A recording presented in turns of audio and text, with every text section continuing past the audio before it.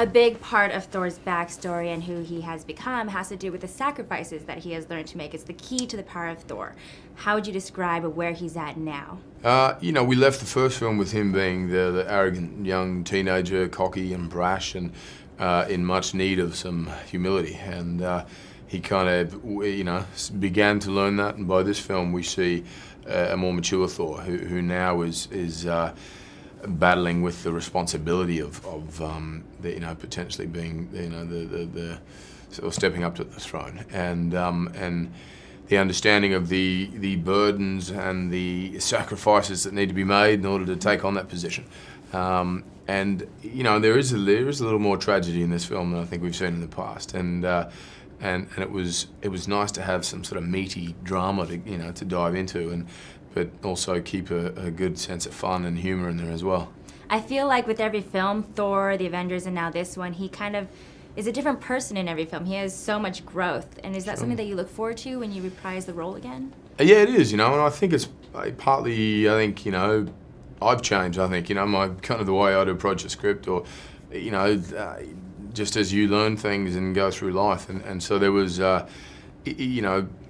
have it that way or not, you start to bleed into the character, I think.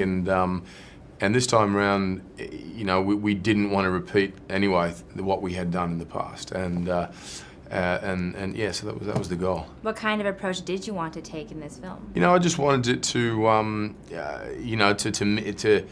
be some weight to what he was doing, or what responsibilities he had here, and to really see, now the question of, well, do I actually want this, and what do I have to give up in order to be king, and versus my own personal happiness, and that was fun to play with. There's some big sort of Shakespearean kind of themes in there, and Alan was all about kind of identifying those.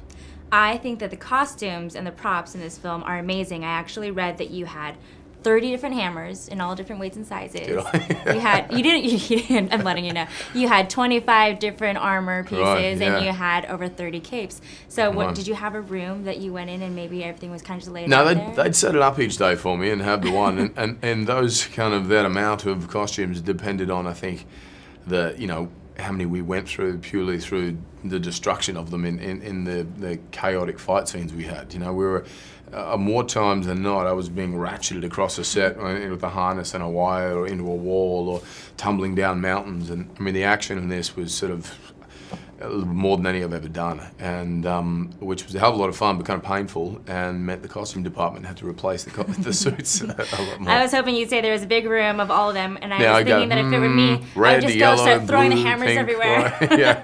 I love Marvel films because there is a little bit of sparkle and magic and some sense of humor in every film. Is this something that you feel while you're on set in production? Yeah, definitely, and especially with this, having a shorthand with everyone, and the anxiety of, well, what are we attempting to launch here is lessened.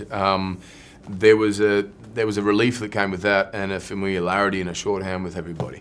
And it's always, this is why I got into acting, was the make believe of it all, and this is the most heightened version of that. To be on these sets with these costumes and be playing out these kind of situations is like being a big kid again. It's a lot of fun. I still wake up every day wondering why I'm not a superhero. No, you should just get a cape and a hammer and you'll be one. Made in Hollywood.